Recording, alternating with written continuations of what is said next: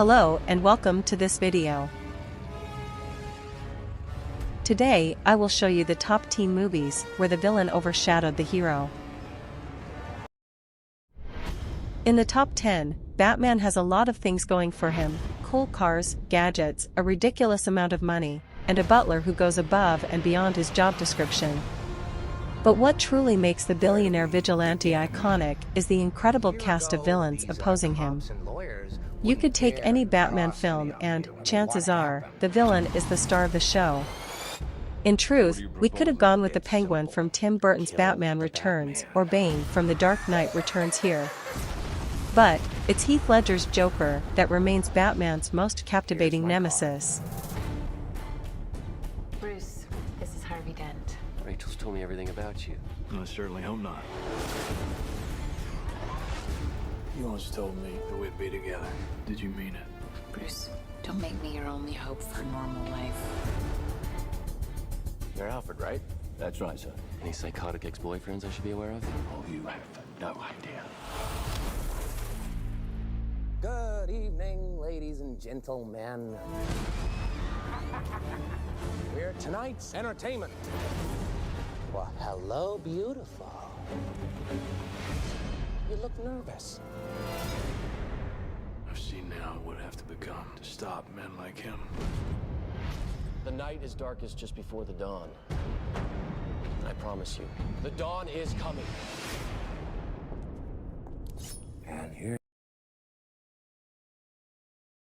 In the top 9, the original Star Wars trilogy has no shortage of iconic heroes, but none left quite an impression like Vader. Part of this is simply a matter of presentation.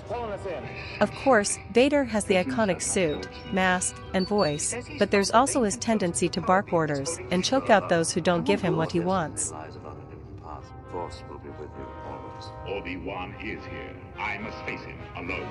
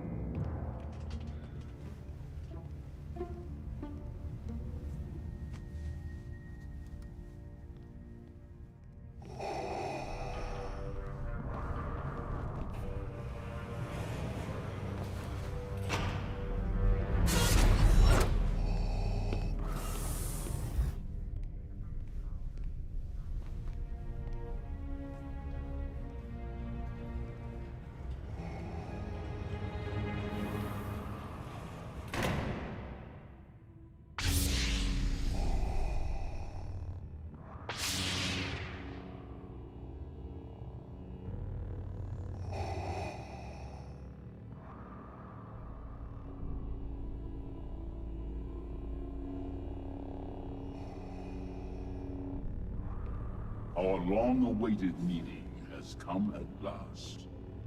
The circle is now complete. When I left you, I was but the learner. Now I am the master. Only a master of evil, Darth.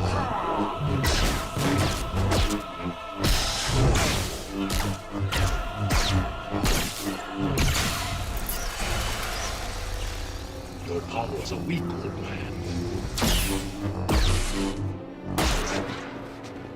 You can't win, Darth.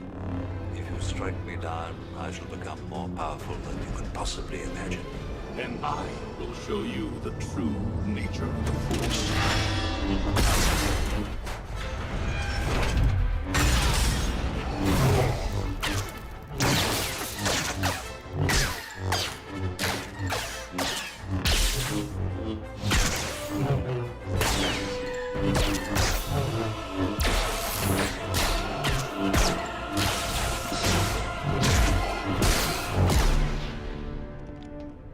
She is. C-3PO, you copy? Yes, sir. Are you safe? For the moment. We're in the main hangar across from the ship. Nice, come on.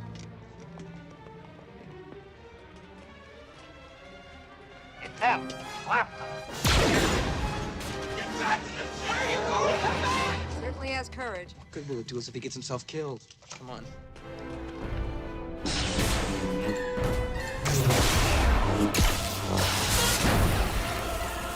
There is no escape.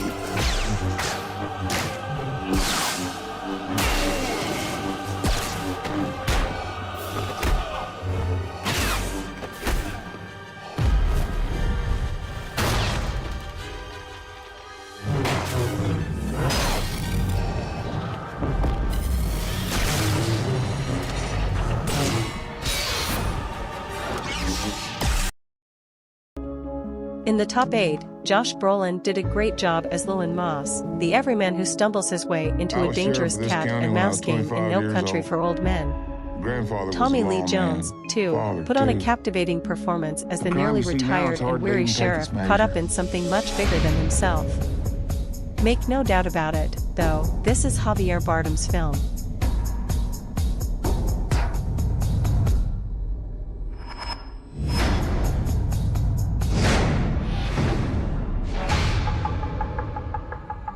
We're out a bunch of money and the other party is out his product.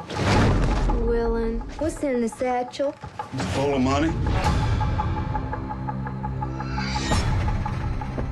I'm looking for Llewellyn Moss. Do you want to leave a message?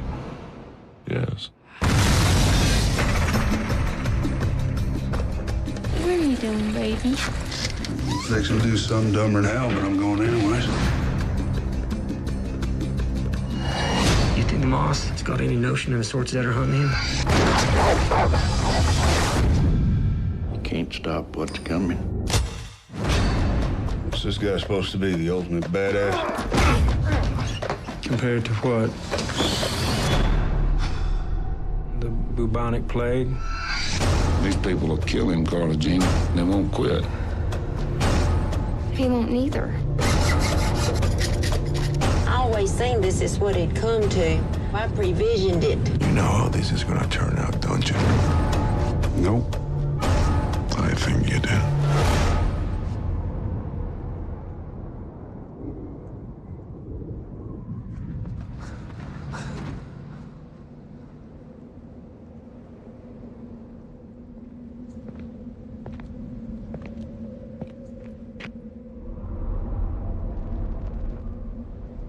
What's the most you ever lost in a coin toss?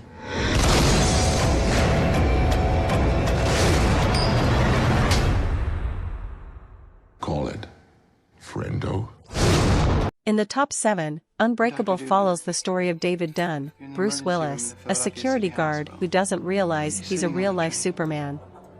Trying to help Dunn discover his superpowers is a disabled comic store owner, Elijah Price, Samuel Jackson.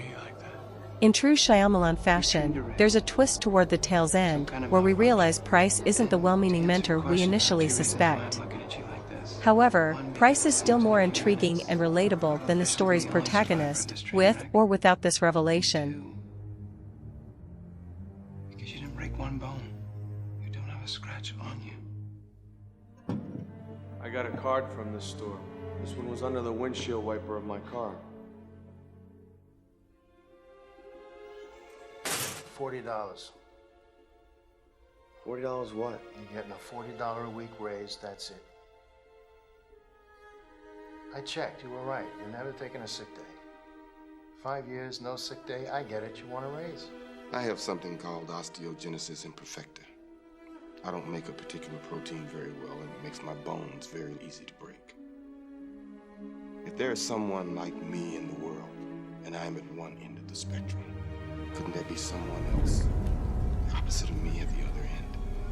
Someone who doesn't get sick, who doesn't get hurt. In the top 6, uptight, straight-laced, and as dull as they come, the profoundly religious Sergeant Neil Howie is the antithesis of your usual movie hero. Of course, this is all part of the great trick the folk horror classic, The Wicker Man, plays on its audience. But where Howie is the unexpected hero, there's no doubt about the film's villain, Lord Summerisle, played by Christopher Lee. You suspect foul play. I suspect murder.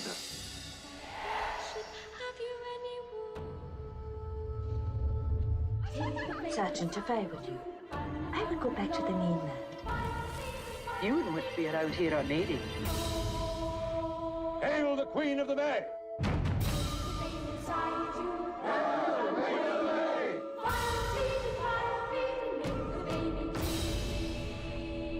pagan. Where is Rowan Morrison? In the top 5, alongside its iconic set pieces, costumes, and musical numbers, the Rocky Horror Picture Show boasts a genuinely memorable cast of characters.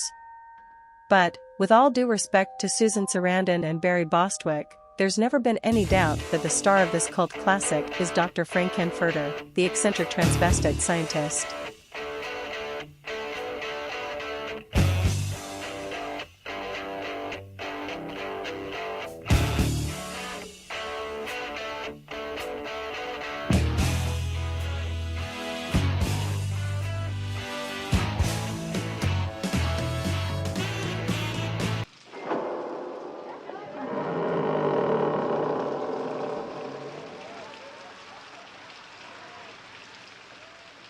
Hello.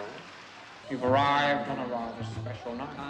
Tonight, my unconventional conventionalists Takes its toll. But listen closely. Not for very much longer. that my beautiful creature is destined to be born!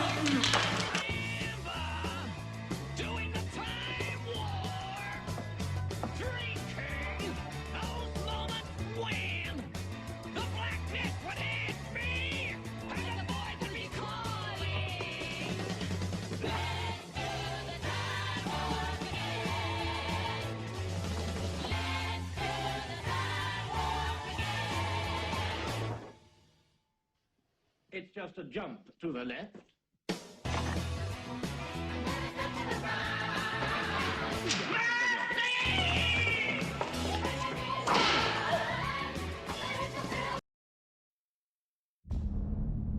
In the top 4, take any horror franchise from the 80s, and there's a chance the villain is more interesting than the victims. Most of the time, that's just because the victims are a group of unconvincing teenage stereotypes. But where the likes of Michael Myers and Jason are silent and cold killers, Freddy Krueger provides pure campy entertainment. You open this door, Krueger! What do you think I did? I didn't do anything!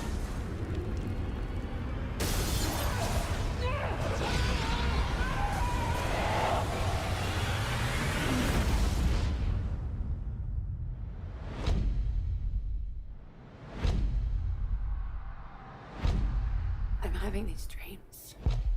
And there's this man. And he's burned.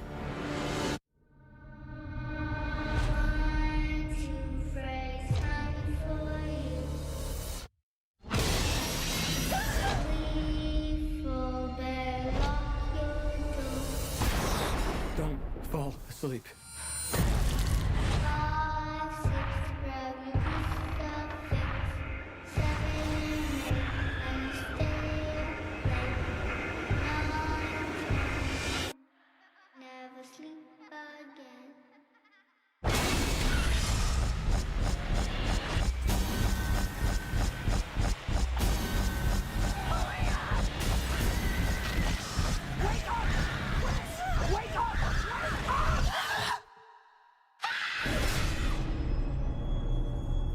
You have nothing to worry about. This won't hurt one little bit. In the top 3, not to throw shade on James Caan's performance as the bedbound and trapped writer Paul Sheldon, but Misery's legacy is Kathy Bates's breakout performance as the psychotic Annie Wilkes. There's a good reason Bates walked away with an Oscar for this performance, after all. As soon as the road's open, I'll take you to a hospital. In the meantime, you've got a lot of recovering to do. There is nothing to worry about. You're gonna be just fine. I'm your #1 fan. My name is Annie Wilkes. I think one of my clients, Paul Sheldon, might be in some kind of trouble. You mean Paul Sheldon, the writer? Well, everybody sure likes those misery books. They had it at the store, Paul. They said he checked out last Tuesday. Isn't that a little strange? I guess it was kind of a miracle you finding me. In a way, I was following you. You were following me. Oh, Paul, I've read everything of yours, but the misery novels. You must be a good man, or you could never have created such a wondrous, loving creature as Misery Chastain. Very kind. The presumption must now be that Paul Sheldon is dead. You dirty bird. How could you? Misery Chastain cannot be dead. Misery Spirit is still alive. I don't want her spirit! I want her! And you murdered her! You don't think he's dead, do you? And don't even think about anybody coming for you, because I never called them. Nobody knows you're here. And you better hope nothing happens to me. Because if I die, you die.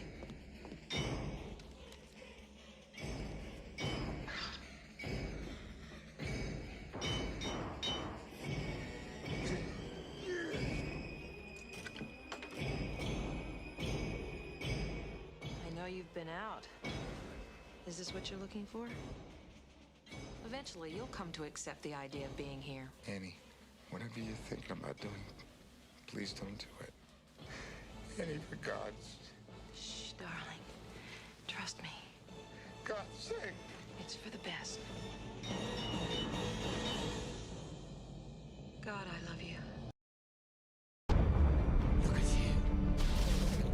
In the top 2, Thor is a badass, and Chris Hemsworth was the perfect choice to play him.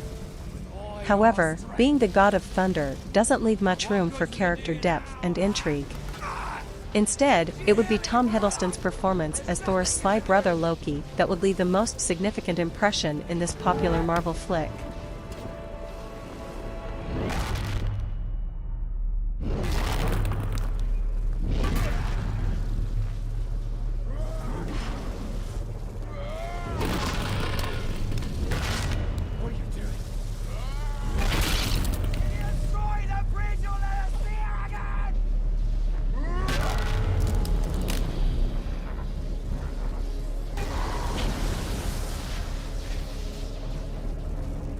Forgive me, Jane.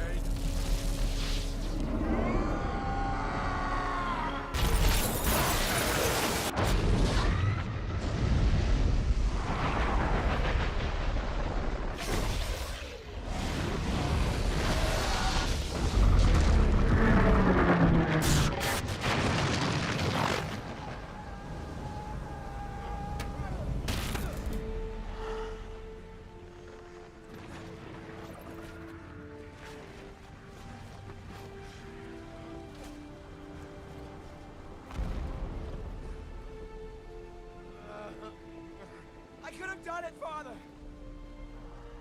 I could have done it! For you! For all of us! No, Loki.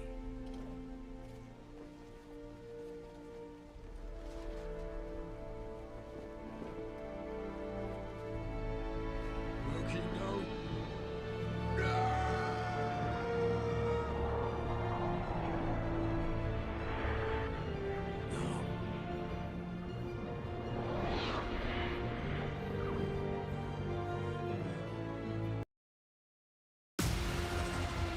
In the top 1, like all great villains, Batty isn't wholly evil, but instead exhibits shades of grey.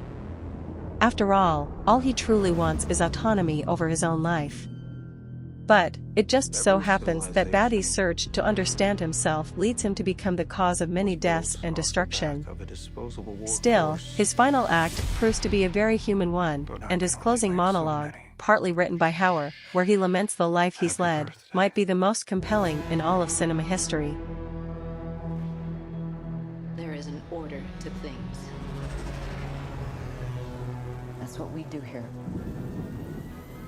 We keep order. The world is built on a wall that separates kind. Tell either side there's no wall, you bought a war.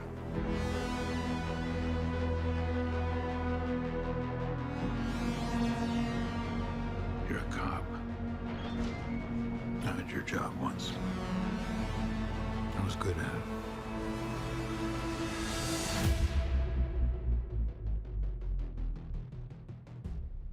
I know. What do you want? I want to ask you some questions.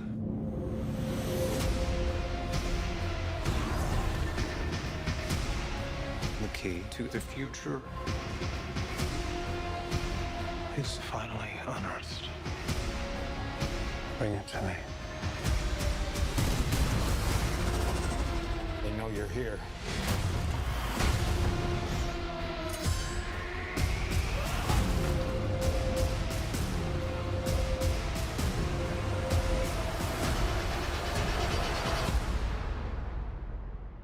I always told you, you're special. Your story isn't over yet.